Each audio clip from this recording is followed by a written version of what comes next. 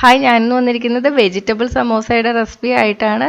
കടയിൽ നിന്നൊക്കെ വാങ്ങുന്ന പോലെ നല്ല ക്രിസ്പിയും ടേസ്റ്റി ആയിട്ടുള്ള സമോസ വീട്ടിൽ എളുപ്പത്തിൽ തയ്യാറാക്കി എടുക്കാൻ പറ്റും.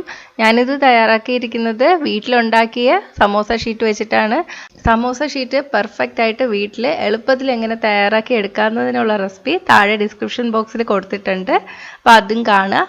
അപ്പോൾ റംസാൻ സ്പെഷ്യലായിട്ട് നല്ല ടേസ്റ്റി ആയിട്ടുള്ള വെജിറ്റബിൾ സമോസ എങ്ങനെ വീട്ടിൽ തയ്യാറാക്കാമെന്ന് കാണാം.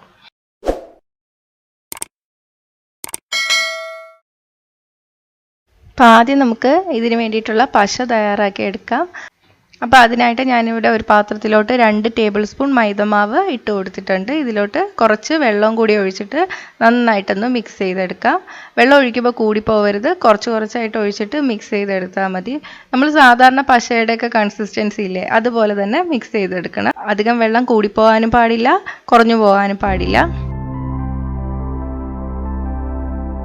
അപ്പോൾ ഇത് നന്നായിട്ട് മിക്സ് ചെയ്തെടുത്തിട്ടുണ്ട്. ഇനി നമുക്കിത് ഒരു 30 മിനിറ്റ് മാറ്റി വയ്ക്കാം. അപ്പോൾ ഇത് പശ പോലെ ആയി വരും.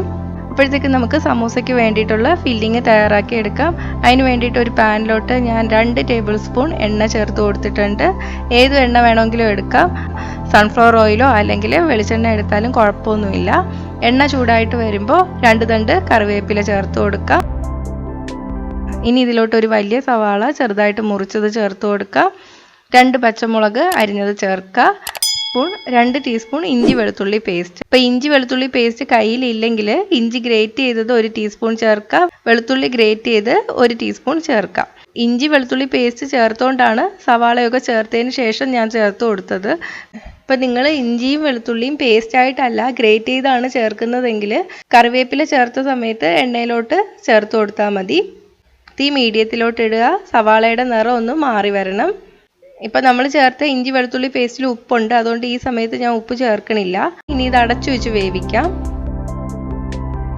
സവാളയുടെ നിറമൊക്കെ മാറി വന്നിട്ടുണ്ട്. ഇനി നമുക്ക് ഇതിലോട്ട് വെജിറ്റബിൾസ് ചേർത്ത് കൊടുക്കാം. 1/4 കപ്പ് ചെറുതായിട്ട് അരിഞ്ഞ ക്യാരറ്റ്, 1/4 കപ്പ് ചെറുതായിട്ട് അരിഞ്ഞ ബീൻസ്, 1/4 കപ്പ് ഫ്രോസൺ ഗ്രീൻ പീസും ആണ് ചേർക്കുന്നത്.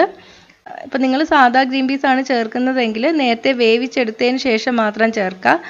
ഫ്രോസൺ ഗ്രീൻ പീസിന് അധികം വേവില്ല, ക്യാരറ്റൊക്കെ വേവാൻ എടുക്കുന്ന സമയമേ എടുക്കുള്ളൂ. ഞാൻ ചേർത്ത വെജിറ്റബിൾസ് തന്നെ നിങ്ങൾ ചേർക്കണമെന്നില്ല, കയ്യിലുള്ള വെജിറ്റബിൾസ് ചേർത്താൽ മതി.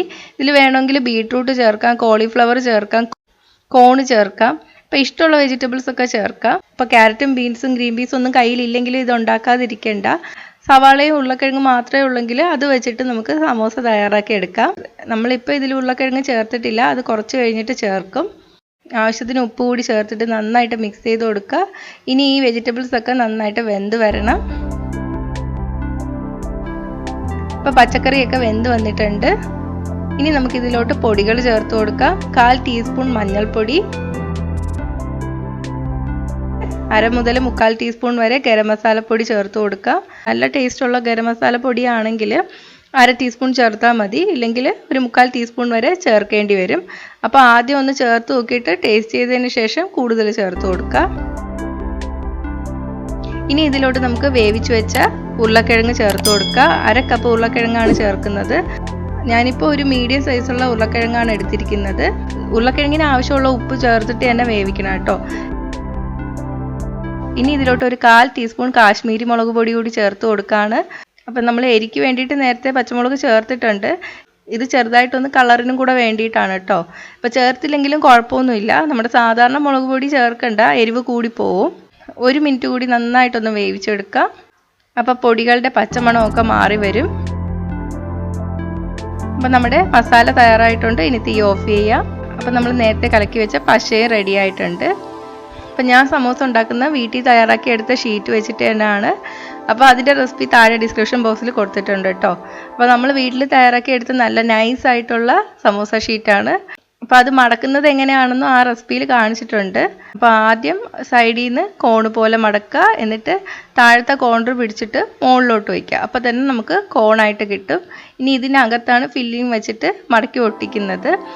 ഈ സൈഡിലൊക്കെ അപ്പോൾ നമ്മൾ ഈ സൈഡിലൊക്കെ നന്നായിട്ട് പശ തേച്ച് ഒട്ടിക്കണം. എല്ലാ ഭാഗവും നന്നായിട്ട് തന്നെ ഒട്ടിച്ചെടുക്കണം. ഇല്ലെങ്കിൽ എവിടെയെങ്കിലും വിടവുണ്ടെങ്കിൽ എണ്ണയിലിട്ട് വറുക്കുമ്പോൾ അതിനകത്തൂടെ എണ്ണ കയറും. ഒട്ടിച്ചെടുത്തതിന് ശേഷം അകത്തോട്ട് ഫില്ലിങ് വെച്ച് കൊടുക്കുക. ഫില്ലിങ് വയ്ക്കുമ്പോൾ ഒരു 1/4 ഭാഗമൊക്കെ ഫില്ലിങ് വെച്ചാൽ മതി. എന്നിട്ട് ഇതുപോലെ മടക്കി ഒട്ടിക്കാം. ഇത് ഞാനിപ്പോൾ ഒറ്റ ഷീറ്റ് വെച്ചിട്ടാണ് ചെയ്തെടുത്തിട്ടുള്ളത്. നല്ല നൈസ് ഷീറ്റാണ്. അപ്പോൾ നമുക്ക് വേണമെങ്കിൽ 2 ഷീറ്റ് ഒന്നിച്ച് വെച്ചിട്ട് ഇത് തയ്യാറാക്കി എടുക്കാം.